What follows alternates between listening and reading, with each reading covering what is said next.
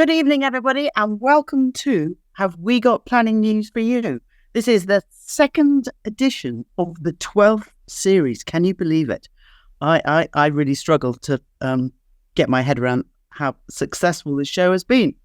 Anyway, good evening. My name's Mary Cook. I'm a barrister and a partner in Town Legal, and it's my privilege to be your host today as the effervescent Mr. Banner is busy on travelling back from Dubai, where he promises us he's been working rather than having a jolly. So, as ever, this is a free event, and we encourage you, if you feel able, to make a donation to charity, whether it's Sir Brian May's charity, which Charlie is so fond of, the Save Me Trust, or whether it's Shelter, or whether it's helping the Ukraine emergency appeal. We just remind you and invite you to make a donation if you would like. So, our very special guest this evening, who we are delighted to welcome, is Andreas Markides, author of Urban Myths. And I will have the great honour of interviewing him after we have done the case law updates. And don't worry about the late appearance of Mr. Tucker. He will be joining us. He's on the motorway, sadly, where there was an accident, so he's been slightly held up. He's here now. Oh, is he here? Oh, marvellous. I can't see him on my screen. Hello, Mary. Hello, sorry. I didn't see you on my screen. He's easy to miss. Flowers. So sorry. So let's start by going over to Andreas and asking him where he is calling in from, what he's drinking, and what is your theme? Okay, thank you very much, Mary. I'm delighted to join you. I have to say that I'm used to answering questions from one barrister, but when it comes to 4 or 5, I'm quaking in my seat right now. But I know that it's going to be a pleasant evening, and I look forward to our discussion. Where am I? I'm in my home in Hampshire. I'm having a cup of tea. Usually I have coffee in the morning, tea in the afternoon, and something different in the evenings. And I think you had asked me to consider a theme for the evening as well. Well, you wouldn't expect anything else from me. This is the book called Mythologica, which was the textbook of a part-time course I did at Oxford Uni a couple of years ago on Greek mythology, and it was a book written by, of course, the professor running that course. And I have to turn to, well, I won't bother. It's a fantastic book, lots of good pictures. The highlight of which is Medusa, she with snakes on her head.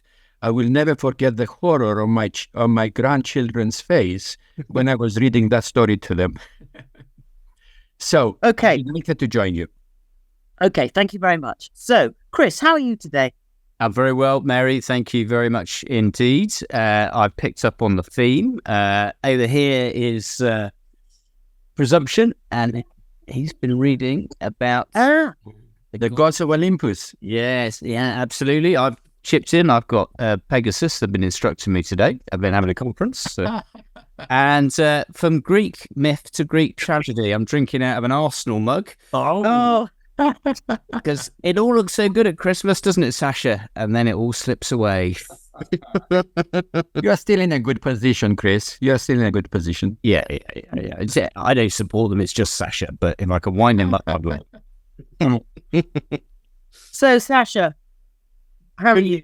I'm very well. I'm going to mention, and Andreas will tell me I've got the pronunciation wrong, Adiphagia, who apparently is the Greek god of gluttony. And I'm on my way to a Burns night supper where I'm going to salute the haggis and have it piped in. So I think that's the appropriate god for me to mention in that. 10 out of 10, Sasha, for the pronunciation. Oh, thank you. I'm sure you're just complimenting. I'm sure you're just being nice. Yeah. Oh dear. Here we go. And here's our very lovely Thor, King of the North. I'm very stressed, thank you, Mary, because the trip from Manchester to my son's house in Clitheroe has so far taken me an hour and a half. And in order to make sure that I wasn't horribly late for this, I've had to dive into friends' house. So I haven't got the big Poseidon that I bought my son in relation to that. So I'm currently in Copster Green, for those who know Lancashire particularly well. And mercifully, I have extraordinarily well-read friends because I grabbed this off the shelf. So anything which involves philosophy has to have Greek at its heart. That's the best I could come up with in the 2 minutes I was trying desperately to get on a few moments ago. And I can't remember what good evening in Greek is, so kalamera. That will do. Thank you very much, Paul, for making the effort after a stressful journey. We all really appreciate it. So we will begin with the lovely Sasha White and his planning update. Yes, thank you very much, Mary. I've decided to assist our viewers. I put a few things down on the screen, which hopefully wonderful Rob will get up for us. But I've got 4 news items that I want to bring to our viewers today.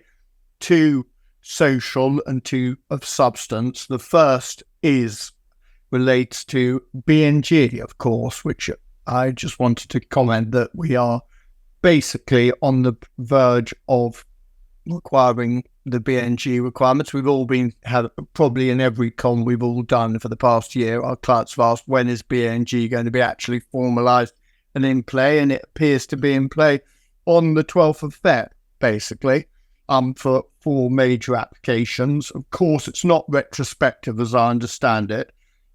So that is pretty seminal, frankly, and it will affect probably most of the applications that we and our viewers are involved in. So the 12th of Feb is the red letter day.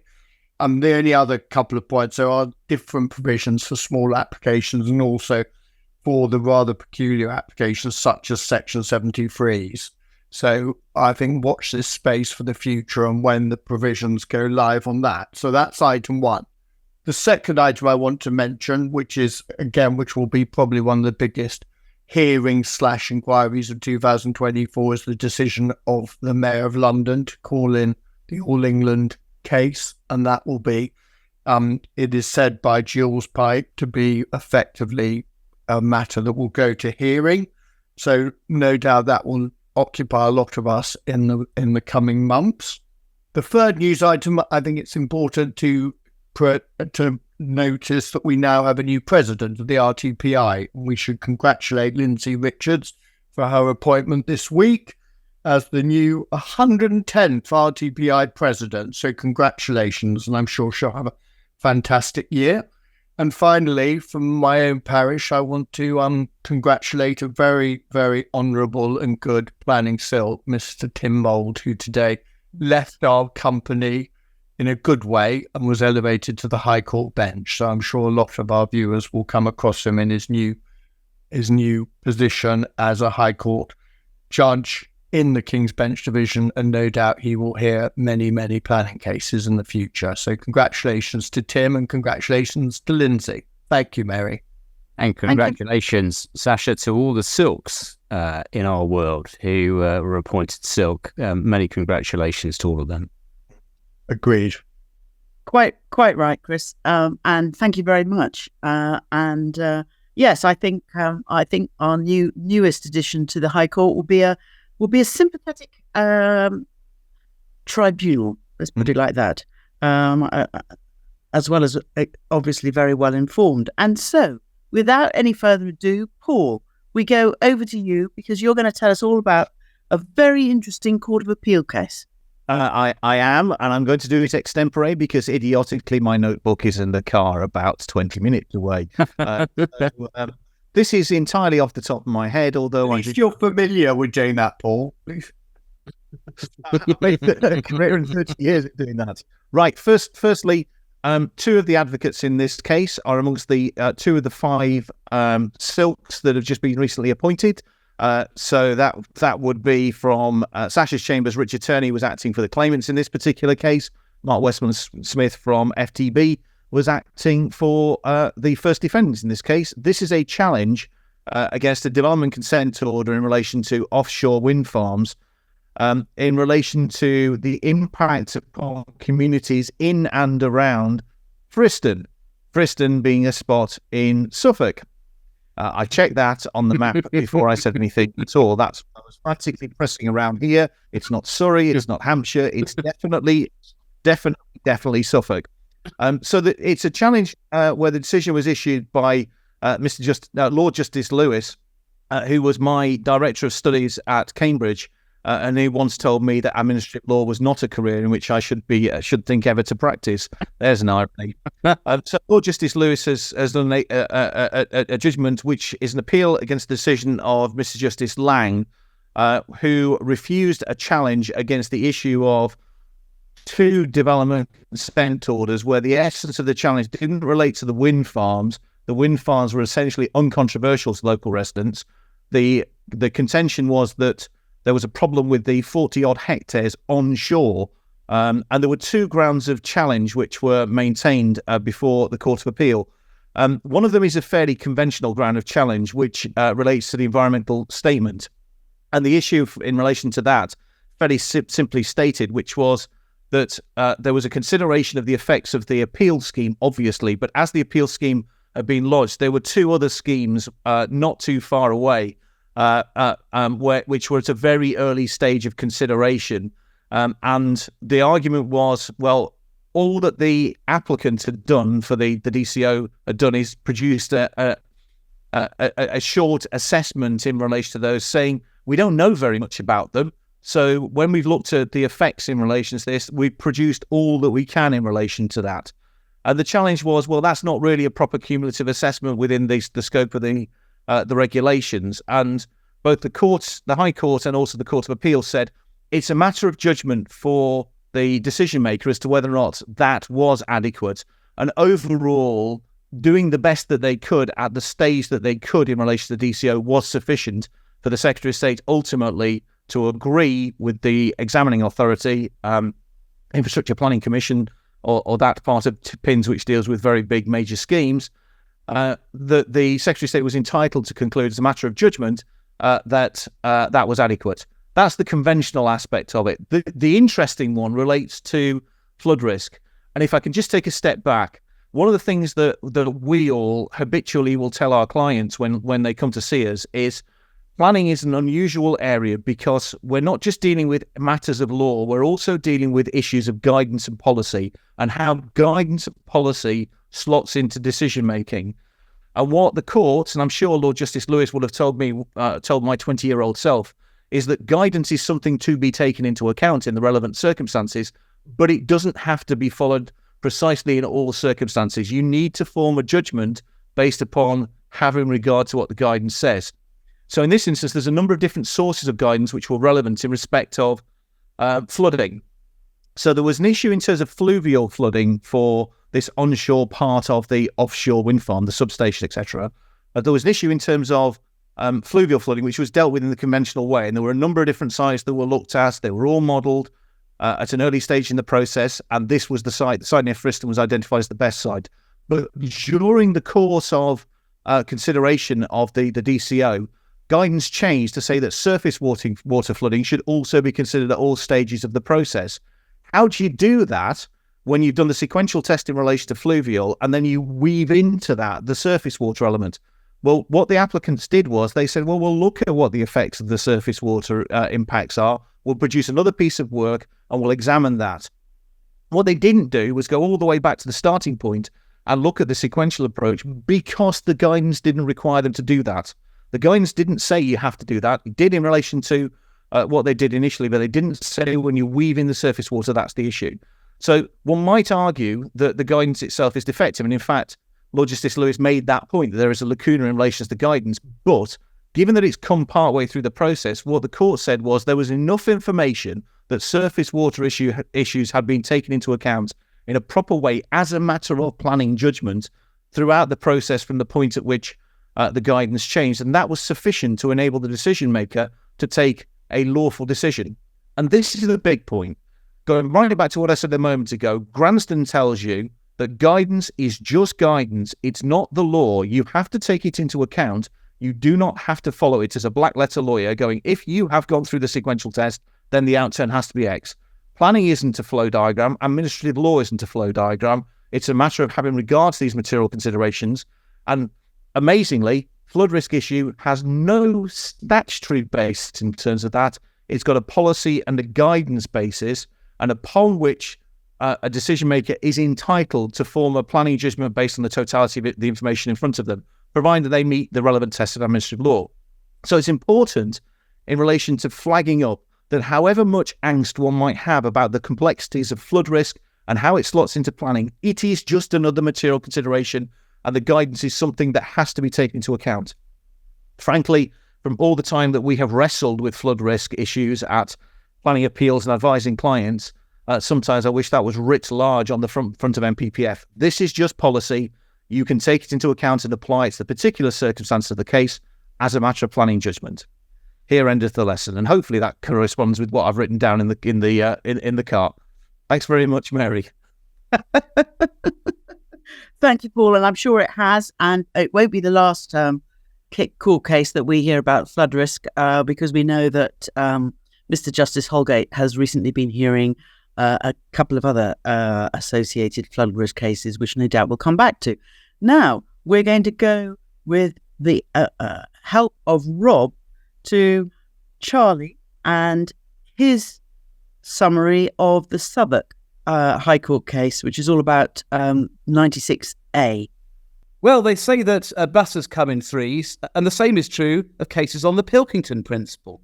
We had Hillside last year in the Supreme Court, and only in the last episode of this show was I discussing the case of Fisk on whether Hillside implications from a later permission could be a material consideration.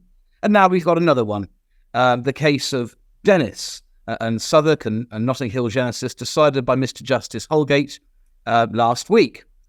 This concerned a Section 96A non-material amendment to make an earlier planning permission expressly severable.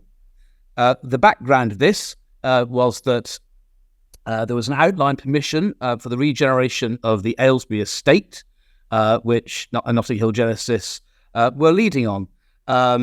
The Phase 2B of that scheme in July 2022 needed for various reasons to depart from the parameters of the outline permission.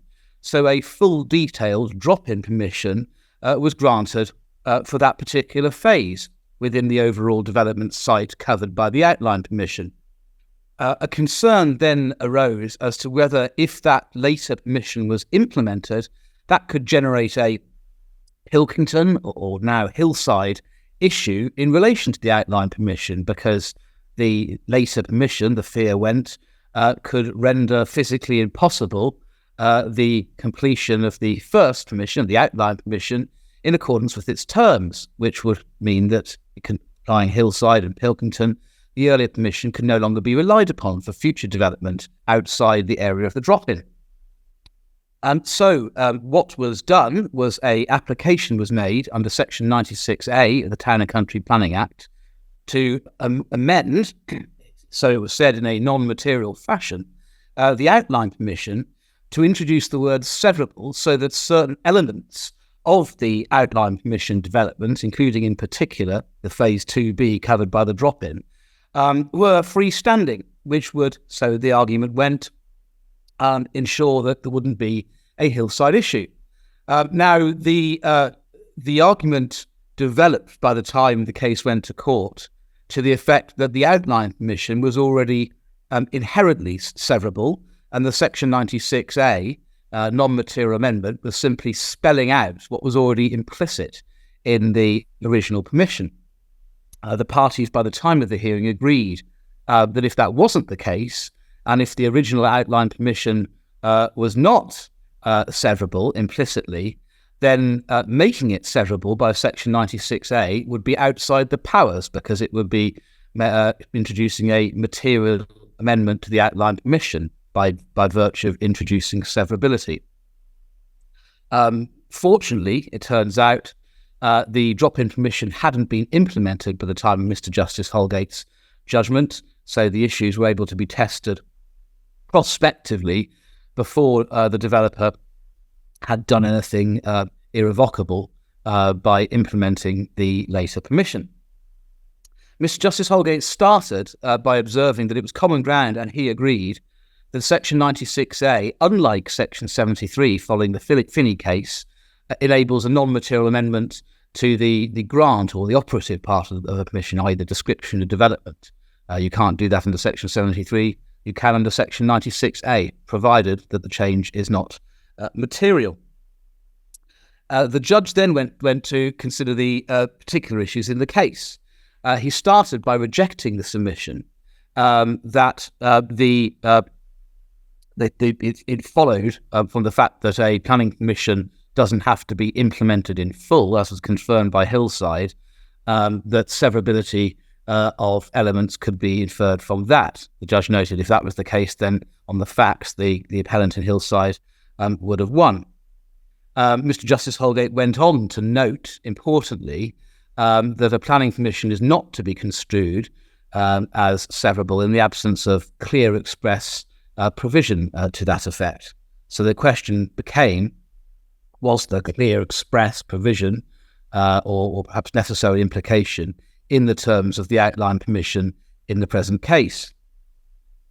Mr. Justice Holgate then went on to consider, well, what was actually meant by severable in the particular context of the Pilkington principle. And there's an interesting passage in the judgment where he deals with that, and his overall analysis is what severable means in this particular context is there isn't in fact one grant of planning permission, but multiple grants of permission in the permission in question for the individual severable elements of the development. And he noted that itself created issues, for example, in relation to the time limits for commencement of development. Mr. Justice Holgate then went on to say that whether a permission is to be considered severable as a matter of law, not a matter of planning judgment, a matter of law or construction of the consent, and that's relevant in the context of potential challenges to decisions by local authorities or inspectors that a permission either is or isn't severable. He then went on to find that on the facts of the case, the outline permission wasn't severable. It was a single planning permission with provisions for phasing. There was a discussion in the judgment as to whether a phasing condition or other terms of a permission that related to phasing meant that the individual phases were severable, and the judge rejected that. That wasn't sufficient to amount to an express provision for severability of the nature required by the Supreme Court. So the claim was dismissed, and the judge held that there wasn't the necessary express severability with all the implications for time limits, etc., of an outline permission in fact being treated as a bundle of separate individual permissions, and therefore the claim was allowed on the basis that the introduction of the word severable in the outline permission by the non-material amendment amounted to, in fact, a material, and indeed in law, a material amendment outside the powers of Section 96A. He went on to say that he would have, in any event, strong reservations about the legality of an amendment to a planning permission which inserts language as uncertain, the judge's word, as the term severable. The judge said that term on its own wasn't or may not be sufficiently certain to define the implications of severability, bearing in mind, as I said, that he viewed this concept as introducing not one permission, but a bundle of separate freestanding permissions, each with their own standalone conditions within the terms of one planning permission. So something more than just the bare term severable is required. So where does that leave us in relation to Hillside? Well, the real answer is in a downright mess. It's crying out for legislation. We are going to have at some point, once elements of the LURA are introduced, Section 73B, which will allow non-significant but more than material amendments to planning permission, but arguably that's not enough. But what we do know now, in light of the Dennis judgment, is firstly, Section 96A can't make severable a permission which isn't. Secondly, a severable permission is in fact a document containing a bundle different freestanding permissions, each with their own time limits and conditions, etc. So making a permission severable is complicated and has potential implications. Thirdly, if you are going to do this, You have to do it absolutely expressly. The courts are going to be very slow, if completely reluctant, to infer and imply severability. And lastly, if you're going to do it, you probably need to say something more than simply severable, because that word on its own, given the implications of having a bundle of different permissions, may well be judged to be too uncertain. So the real solution probably, as I said, is legislation. Let's hope it comes. Thank you very much. Over to the team. Well, thank you very much, Charlie. And so, Chris, without further ado, you are going to take us to an appeal decision in Milton Keynes. I am indeed, Mary. Thank you very much. Milton Keynes, which features in Andreas's book. Your chapter on Atlantis talks about Milton Keynes, albeit briefly. See, I've read the book. The story here is about a extra care proposal, but what we're now calling an integrated care community, because there's also a care home. There were bungalows as well, and there was 196 conventional houses. So overall, a development quite big, over 500 units of accommodation in 4 different types. And then unusually, you can see from the last bullet point, accompanied by a change of use application for 69 hectares of agricultural land to become a linear park. And that was to be put in public ownership through a trust, and effectively to take up ownership of that huge area to go with this proposal. But as we can see, the appeal was dismissed, and it was dismissed fairly convincingly. And there's been a lot of dismissals recently. We've all noted that. And before Christmas, there was another extra care village which was dismissed as well. So this sector, which is desperate to expand, is really struggling in terms of its ability to do so. And in this case, what we see is an application of planning policy, landscape policy, valued landscape, and ecological constraints, all being relied upon by the inspector to justify refusal in this case. So if we go forward, we can see that amongst the policy constraints was the fact that there was the Havisham-cum-Little Linford neighbourhood plan, straight out of Little Britain, that is. And it was made on the 13th of September 2023, so shortly before this decision in January of this year. And we now have the new MPPF with less criteria as far as the MPPF are concerned for qualifying to effectively stop development in neighbourhood plan areas. It came out in one version on the 19th of December, was quickly changed, not shortly after our special on the MPPF, which Charlie covered. And there's only 2 criteria now, and both of those criteria are met, making development in this type of location extremely difficult if it isn't supported by a neighbourhood plan. Only 2 criteria are required, and then you face effectively a reverse presumption. Or a presumption against development, in effect. So lots of difficulties there. That's the first one. That's the neighbourhood plan. We move forward. As far as the local plan is concerned, Milton Keynes has a local plan adopted in 2019. It does its fair share of heavy lifting, to be fair to John Palmer and all the team at Milton Keynes. They've got a population of 270,000. That's the geographer and me coming out, but 270,000 in Milton Keynes. And their plan for their 15-year period is 26,500 homes. So they're not shirking housing delivery. They're looking to deliver about a tenth the number of houses against the size of the population, or 20% increase in effect of population. And they have a 5-year land supply. And the argument that was run then, with a relatively up-to-date plan and a 5-year land supply, is that the plan should be seen as out of date because there was due to be a review of the plan. So one of these immediate reviews, or a review that had to be progressed to the point where a draft plan, replacement draft plan, was submitted by December 2022. And as the inspector observed, that deadline had not been met. But he didn't feel that invalidated the local plan or the spatial strategy, and he therefore felt that he wouldn't reduce weight to be associated or attributed to the development plan. And the plan, since its adoption, hadn't got to 5 years, so it wasn't out of date for having an out-of-date housing number. So that particular strategy of attacking the plan because the review, which was required by the local plan inspector, hadn't taken place, failed in this instance. It has succeeded elsewhere, but not in this case. If we go forward, the inspector's overall conclusion is the spatial strategy was not out of date. He gave the policies full weight. It was a breach of the policies protecting the countryside and also a breach of HLL1 in the neighbourhood plan, which is seeking to protect the same thing. So a straightforward policy refusal, upheld and supported at appeal.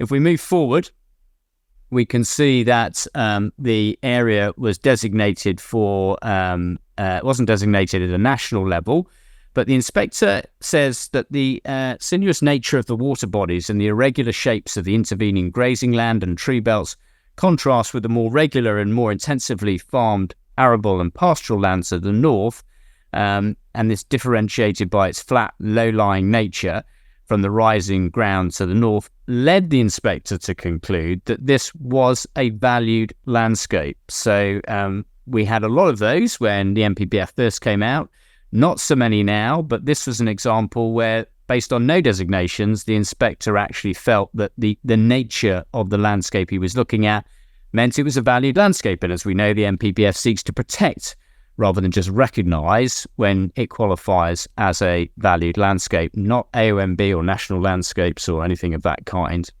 If we go forward, we can see the confirmation in the first part of paragraph 24 that it was elevated to the status of a valued landscape. And he clearly thought it was an attractive landscape, an attractive location, and didn't want the development to go ahead. If that were not bad enough, there's the additional difficulty of the ecological constraints. If we go forward, we can see that the appeal site was designated as part of the Great Linford Gravel Pits Biological Notification Area, the River Great Ouse Milton Keynes Wildlife Corridor, and the Ouse Valley Biodiversity Opportunity Area. So a whole series of designations there. Of course, a lot of the site was being enhanced for its ecological value. You know, this wasn't an application where they sought to develop over the whole site, challenging as that set of circumstances would appear. They were looking to enhance a lot of it, but the inspector felt that overall ecological issues were another reason for refusal. If we just go forward, he noted that even though some of it didn't qualify a priority habitat, he did feel that it supported a wide variety of wildlife, protected and priority species, bat, otter, great crested newt, grass snake, slow worm. It's not really what you want in a development site, is it? So the inspector felt that it was, again, not appropriate because of the species that were present. If we carry on, he makes the observation that despite the enhancements, and there were undoubtedly significant enhancement proposed, it was the fact that there'd be a permanent source of disturbance to the neighbouring land from the residential development, the human activity at the lake edges and the wetland margins. And of course, you know, people will bring dogs and cats and so on, and it's very difficult to police that. Possibly easier in an organised scheme like the extra care, very difficult for residential development to try and ban people from having cats, for example. So overall, it failed on ecological grounds as well. If we just go forward, we can see the appearances. And I just want to note here again, we have a local authority, and nearly every one of those witnesses for the local authority, successful in their various areas, was a member of Milton Keynes Council. So well done to the council team, well done for fielding council witnesses. The exception was somebody from Pegasus. And with that, we move straight to the interview. Good segue, Chris. Thank you very much indeed for that. So, Andreas, let me please start by introducing you. You're a chartered civil engineer with a master in transport planning from Imperial College. You began your very distinguished career with Peter Brett Associates, a name that I think all of us would be familiar with. And then your second job, which is where I met you, as I recall, was when you were with Colin Buchanan and Partners. And after 22 years there, you rose to become chair of that very august organisation, following on really from Malcolm, son of Sir Colin himself. You're a past president of the Chartered Institute of Highways and Transportation, and you are about to become, next week, chair of the Academy of Urbanism. So congratulations. Thank you, Mary. Yes. On that. And after Colin Buchanan, you founded, of course, Markides Associates some 8 years ago. That's right. And you now have some 35 engineers and transport planners working for you. And again, you are now chair of that organisation. So just coming back to the Academy of Urbanism, which is not something we've discussed on this show before, you've also written a number of articles exploring links between Greek civilization and the various myths, hence the theme, and the built environment. And you've brought those articles together, published this book, Urban Myths. Which is very interesting, and I encourage everyone to go out and buy it on your behalf. But I want to start my questions, please, Andreas, with, can you tell us a bit more about the Academy of Urbanism? What's its purpose? How many members are there? Let's start with that. So the Academy of Urbanism is a non-for-profit, non-political organization that was the brainchild of John Thompson. You may know John Thompson and Partners.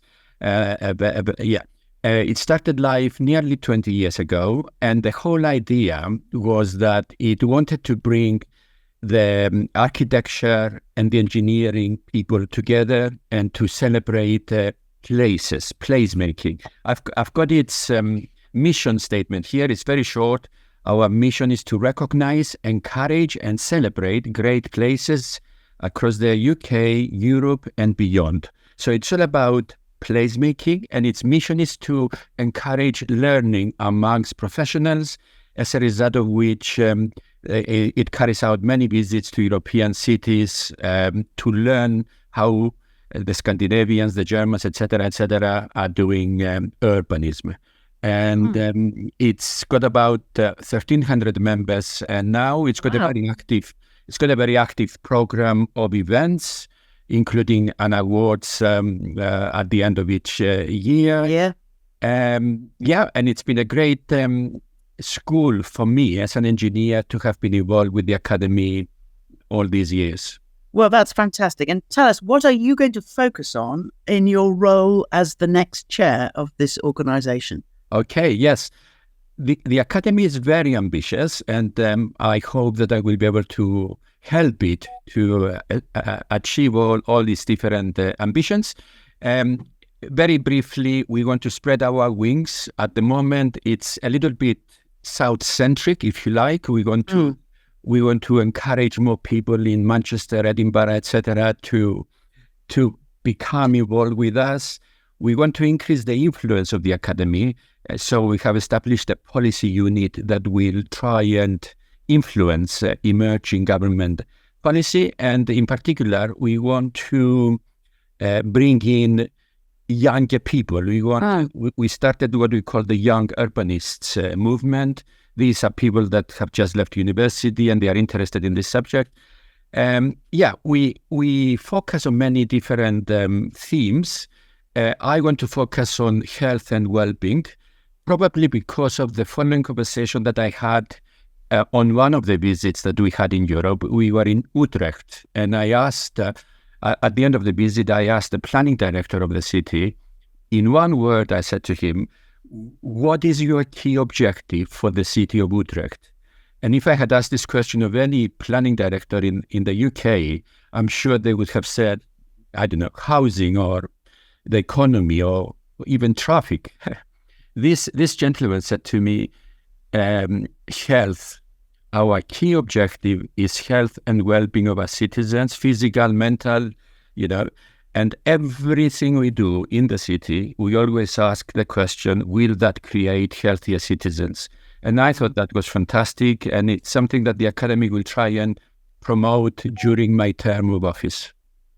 Well, I find that really interesting, because I personally believe that there isn't enough talk about health in planning and the NPPF. And I think we should be asking ourselves that same question when we make each and every planning application going forward. Anyway, my next question, how important is human behavior in the study of urbanism? Please, Andreas, what? My goodness. Well, it's central to urbanism. Human behavior should be central to everything we do.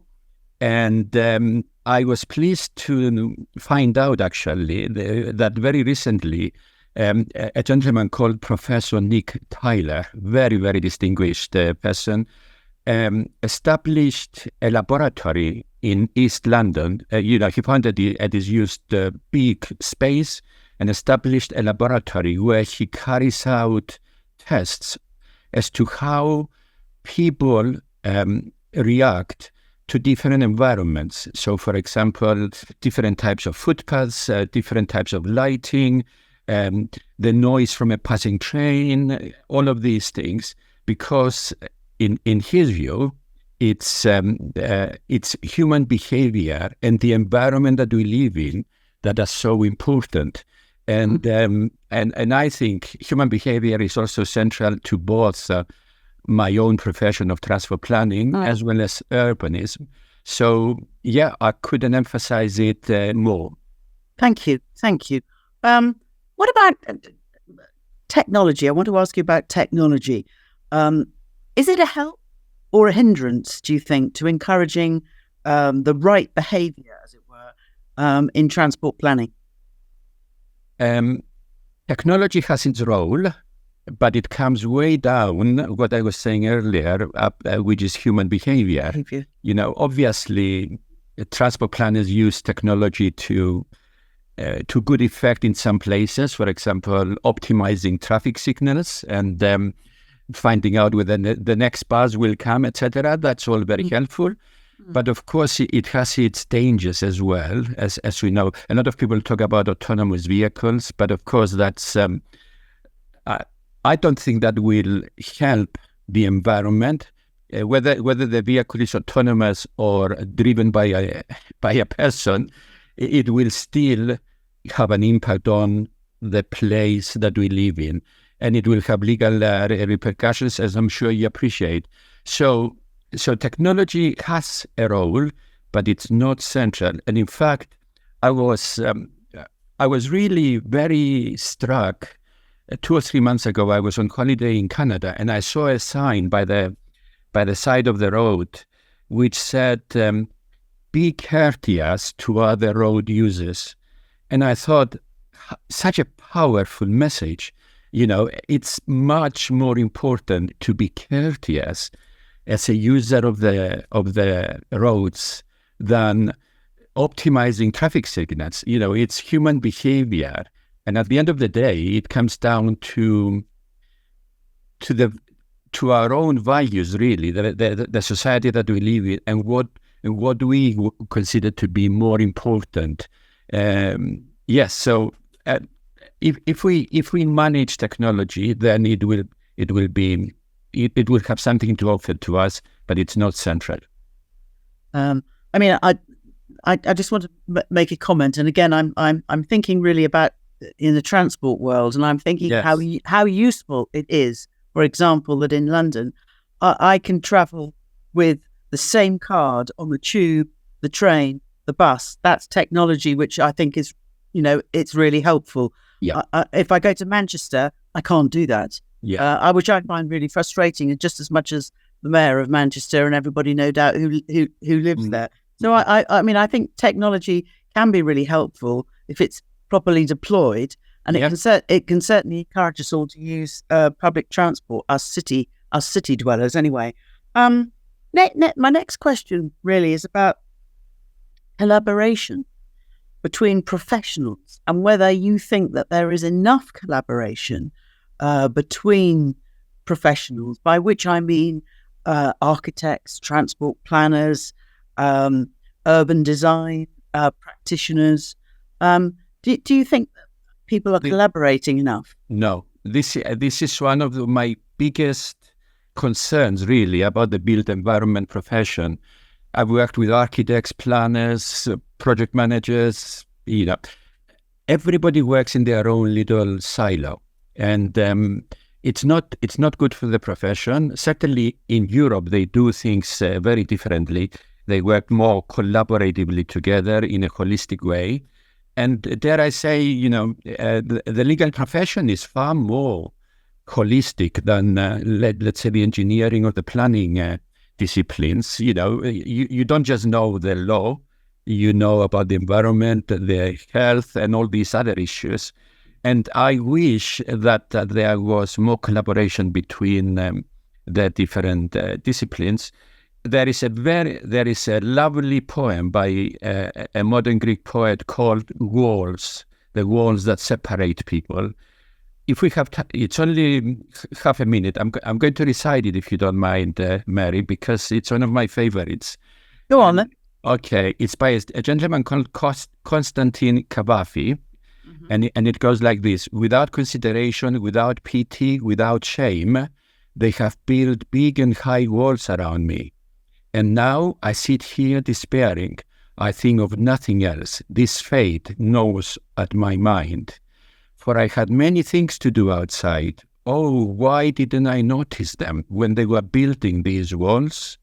But I never noticed the noise or the sound or the builders. Imperceptibly, they shut me out of this world.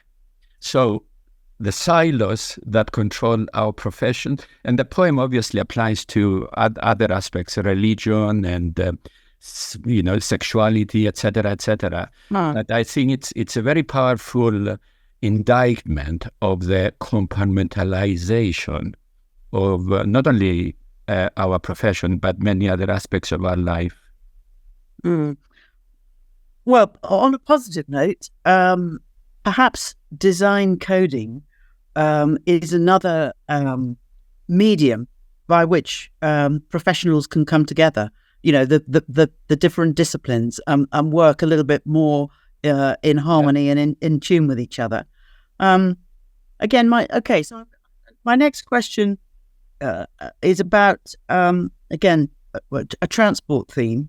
Yeah. Is our desire, do you think, to measure, quantify and accommodate all types of traffic?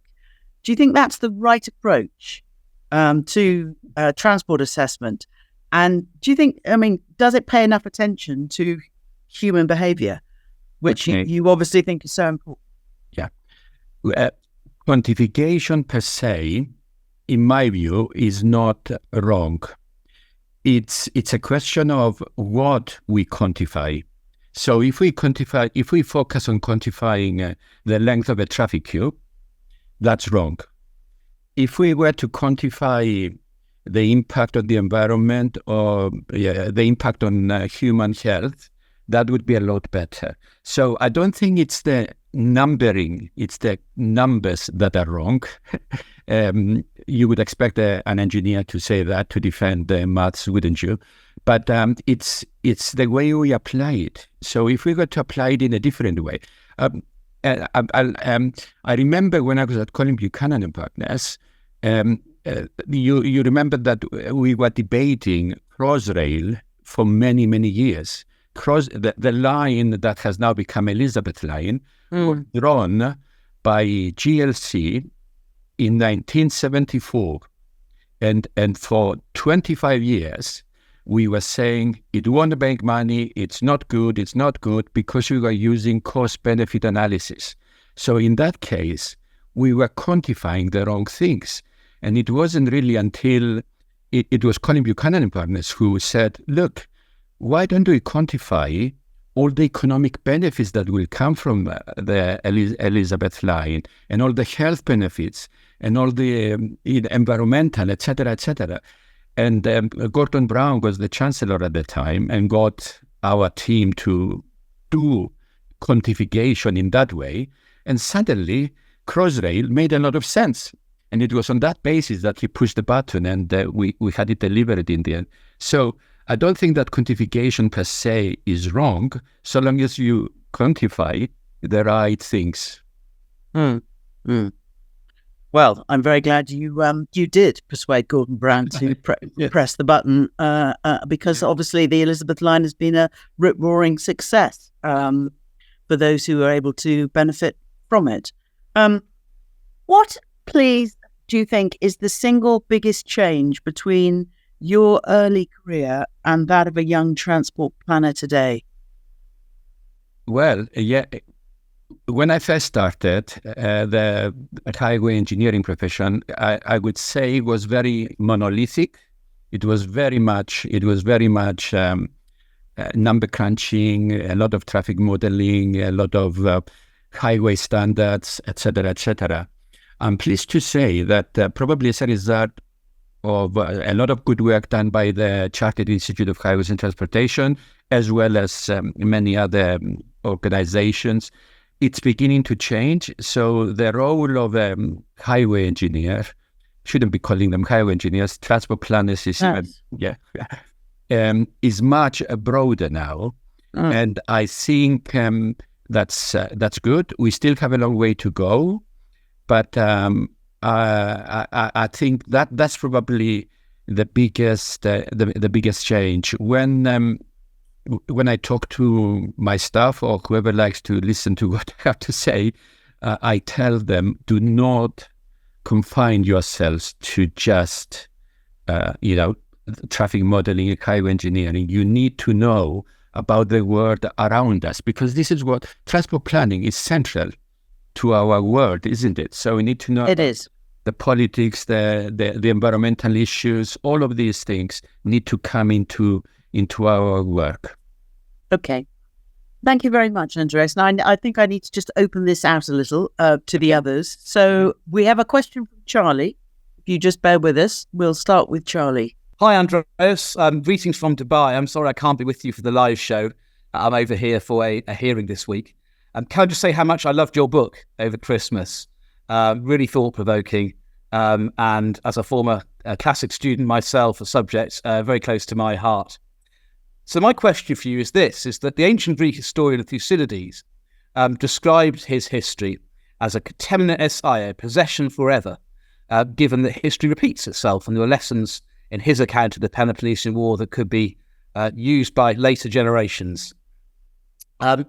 Andreas, what, in your view, what aspect of history is our most important possession at the moment, teaching us our most important lesson that we can learn from?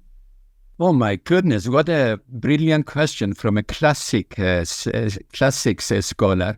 I personally love history, and Thucydides, which is the Greek name of Thucydides.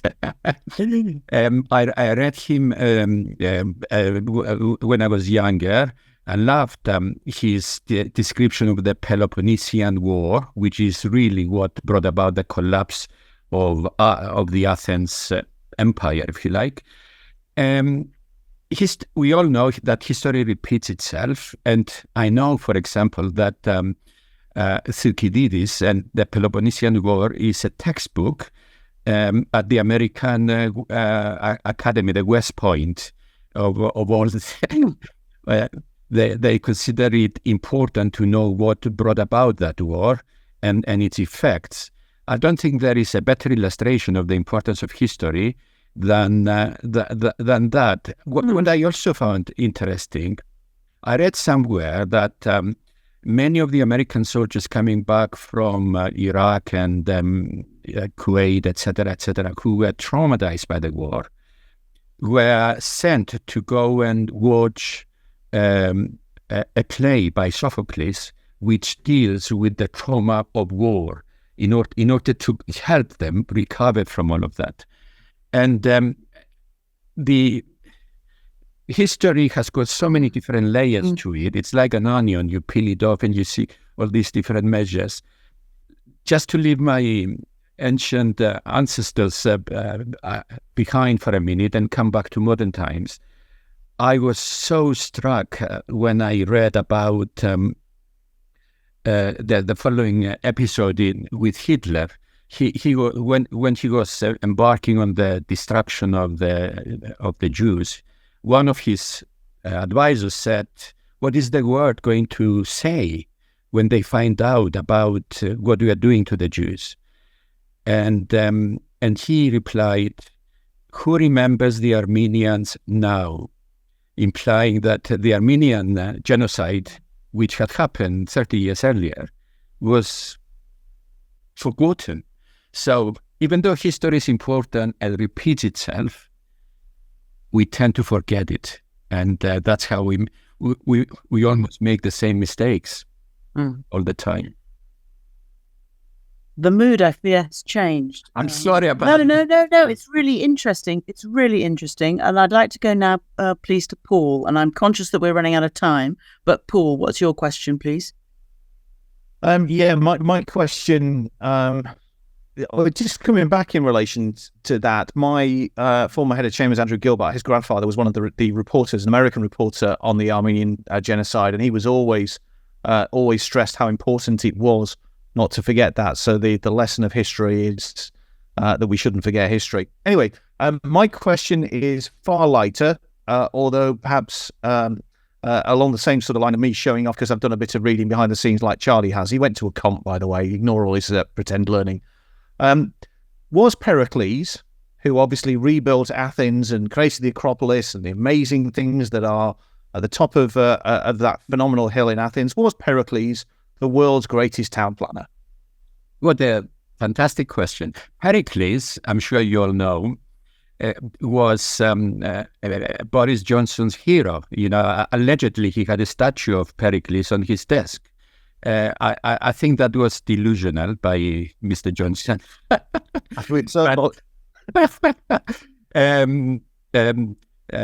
Just like he was delusional when he wrote the book about Churchill. Yes.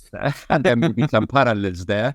Yeah. But anyway, to answer your question, I don't think Pericles was the greatest planner, but he was certainly a very, very big leader. So he was the leader that made everything happen in Athens at that time. He brought together the planners and the architects and the philosophers. He created the environment, the place, this word that I love because of the connections with the academy. So he was the leader, and that made it happen, not necessarily the planner. I loved his oration to the Athenians. I'm sure you probably know it, Paul, when he extolled the virtue of citizenship, and he told the Athenians, you must be very proud of your city because all this is your creation, but being proud is not enough. You must contribute to the city. So someone who does not contribute to his community has no place in that community. And he gave the value of citizenship, according to Pericles, was very, very important. And this is why I consider him to be a great leader, if not necessarily a great planner. Thank you, Andreas. I love the idea that community. You brought us back to something that we all try and add value to through our various roles, and I think that's really interesting and very telling. Now, I'm really sorry to say, Sasha and Chris, that I'm going to deny you a question because it's time up, and I'm terribly sorry, but I've got a hot dinner date that I've got to get to here in Val d'Isere. So I'd like to say thank you so much, Andreas, for being such a super interesting guest. And I thoroughly agree with one of the listeners who said, what a great dinner date you'd make because you're so interesting. It's been my pleasure. Thank you so much. It's been a lot pleasanter than being cross-examined by any one of you. Good. Well, that's how it should be. We don't want any of our guests to feel that they've been cross-examined. So I'd like to say thank you all to the rest of my panelists. Thank you very much, Rob, for your IT support as ever. And we'll be back in a couple of weeks with Grant Butterworth, who's the head of planning at Leicester City Council, one of those 35%ers, if I can put it like that. So we see you soon. Bye. Thank you. Bye-bye. Bye.